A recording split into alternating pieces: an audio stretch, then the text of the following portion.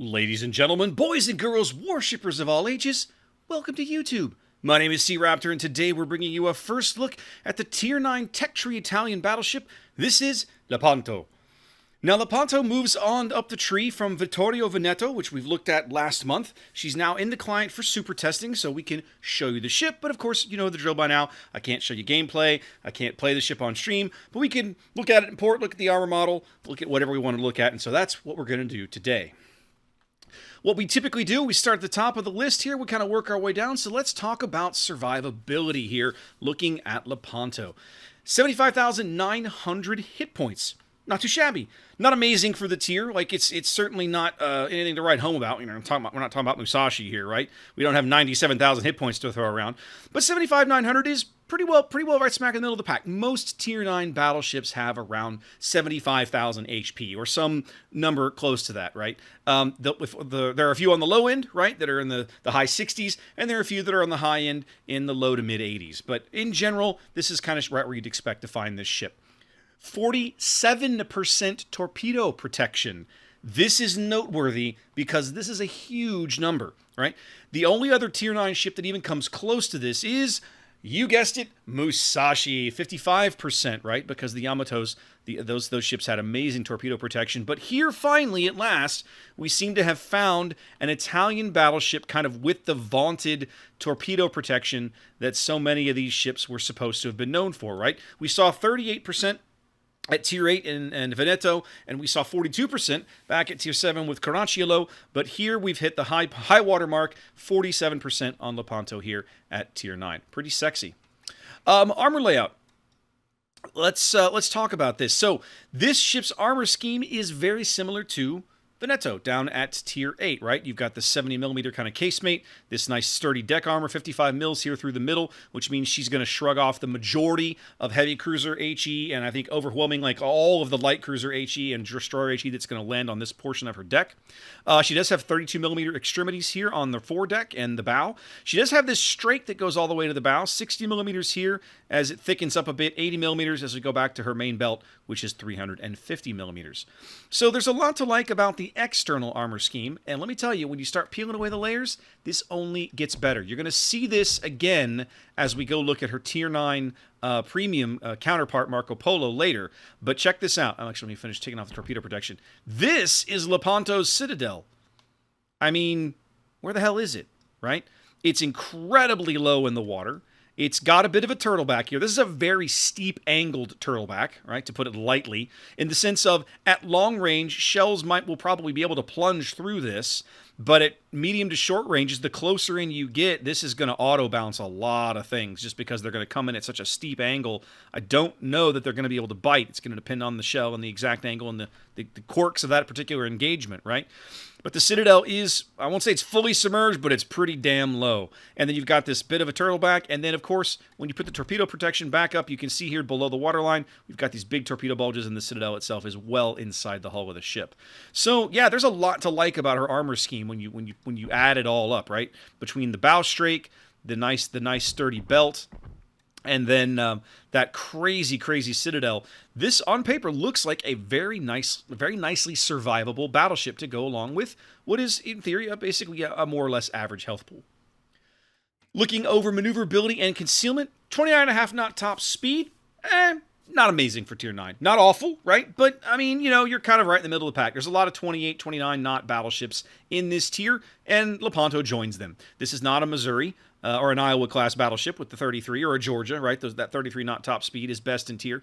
So she's definitely on the slow side for those. 910 meters in the turning circle and 16.7 rudder shift time you see there. I mean, it's... Battleship agility is in itself an oxymoron, right? What I like to try and do is compare a ship that has similar handling, even though the overall length of the ship and the beam of the ship will also impact a ship's handling. If you can point to something that has a similar turning circle and a similar rudder shift, you can say, that's probably a close approximation. If you go through the list of Tier 9 battleships, basically Alsace is probably the one you're looking at the closest. She has the same turning circle. She has a very, very similar rudder shift time, like within a tenth of a second here. Overall length, hard to say, really. I'd have to put them side by side or take some screenshots or something.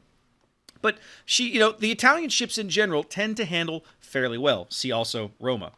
Concealment. This is where, in my opinion, of Lepanto kind of starts to go astray, okay? And we'll get more into why in a minute, but you'll see this is one half of that equation. 17.1 detection on the surface is pretty bad, right? It's not Japanese bad, but it's basically worse than everybody else. Now, when you look at the detection bands of the Tier 9 battleships in terms of full stealth rig, right, there are some outliers. Of course, there is Lion, all the way at the bottom of the list, 11.6, which is crazy. And at the other end of the list is Izumo, 15.2. In the middle, there is this large swath of battleships that have like a 13 and change, anywhere between 13.1 and 13.4 detection. Lepanto is on the high end of that. She is a 13.4 kilometer detection radius and a full stealth build. So, stealth-wise, not a lot to like here. I mean, pretty much the majority of Tier 9 battleships are stealthier than this thing.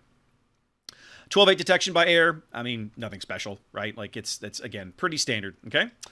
All right, main battery. Here's where things start to differentiate. Of course, we looked at Vittorio Veneto down at Tier 8. She had 3 triple barrels of the 381 millimeter 50 caliber guns here. And Lepanto, we move up to the same 3 turret arrangement. However, now these turrets have 4 barrels apiece. So we've literally added another third again over the firepower that Vittorio Veneto had down at Tier 8. That sounds amazing. How did they balance this? Good question.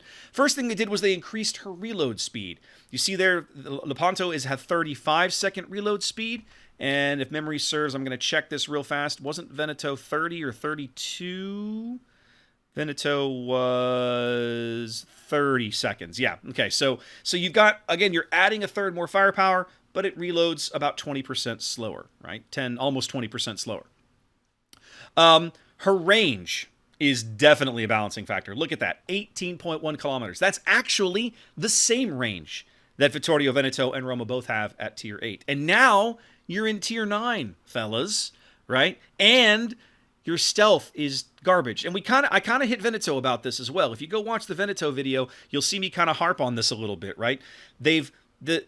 Roma is the first one of those, the Veneto class ships in the game, right? And she has junky range, again, 18.1 kilometers, just like this ship, but she has really, really good stealth. I don't think it's best in tier. I think Monarch still beats her, but it's very, very close, like really good stealth.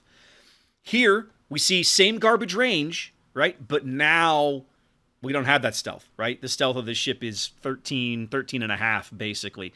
So this is a ship that is not really hiding from anybody, but has like cruiser range at Tier 9. There are legit Tier 9 cruisers with more range than this on base. Some of them are super cruisers, like look at Kronstadt or something. But you see what I'm saying, right? Like, this is a huge handicap. So, you're paying through the nose for this. What are you getting out of it? All right, well, let's talk about her shells. Of course, this is the same kind of scheme we've been seeing up to this point, right? You have the AP shells there. And of course, instead of HE, you have the SAP shells. So, in theory, this is the same gun, same ballistic, same performance characteristics as Vittorio Veneto down at Tier 8, and exactly the same as we go on to Tier 10 in Cristoforo Colombo. So, if you've been firing these exact same guns since Tier 7, you should know them well by now. You're just continuing to put more shells down range. And the Sigma has gotten, the Sigma is about the same, right? Vittorio Veneto was I gotta look it up here real fast, 1.6 Sigma, and Lepanto is also 1.6. So you've got about the same. And then Lepanto is 244 on the dispersion circle there, and so is Vittorio Veneto. So literally the exact same dispersion and Sigma, only now I'm putting 3 more shells per salvo into that dispersion ellipse. So in theory, you should do more damage. But man, the price you pay to get here is, in my opinion, rough, right? This ship's not hiding from anybody. She's going to be very, very easy to spot by just about anybody who wants to go look for her. Secondary battery. All right, let's have a look here.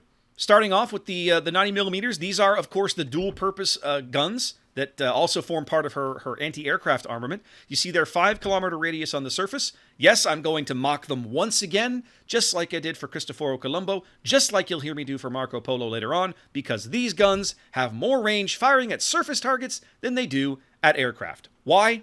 Because reasons. Literally, there is no logic to this whatsoever. Wargaming has chosen to artificially cap Italian anti-aircraft ranges at 4.6 kilometers, so therefore they make a mockery of what should be a pretty solid little secondary gun here. So, yay. To go with the 90mm guns, she gets not 1, not 2, not 3, 4, or 5, but 6 turrets of triple 6-inch barrels. Look at this. Look at this. What is it, man? The Italians freaking love these guns, these triple-barreled 6-inch guns. Like, every single one of their battleships is just covered in these things. Look at this. I got them forward, I got them mid, I got them aft, and these midship guns. Like, I don't even know what the firing angles on these things are like, but good lord, I mean, they must be terrible. I mean, you look here, you got this little cluster of secondary, like, you've only probably got a 45-degree window off each side of the ship you can get use out of this turret, but heck yeah, let's chuck it on there. Because why? For Italy, man. For Italy. There you go. Anyway, that's a lot. There's a lot of secondary firepower on this ship. Her range is trash, like we talked about, 5 kilometers. So not really a brawler. At the same time, look at that armor. Look at that armor scheme, and tell me you're not tempted to try it, right? You're tempted. You're tempted to try it. We all are. I am. I will at some point. I'll try it out. Speaking of AA defense, we were talking about those dual-purpose guns. Let's go over her AA defenses. Hey, look, there's that gimped 4.6 kilometer range we were talking about. Now, the good thing is, if there can be called a good thing, is that inside of that 4.6 kilometer range, once you're inside that 4.6 kilometer range, she has quite a number of flak bursts, right? You see there, she puts up a lot of flak, but she's probably only going to get 1 salvo of flak off before whatever planes are coming for her are well inside her flak radius. So it's kind of a not so great thing. It looks great on paper, but in practice, probably not so much. I guess we'll see in testing.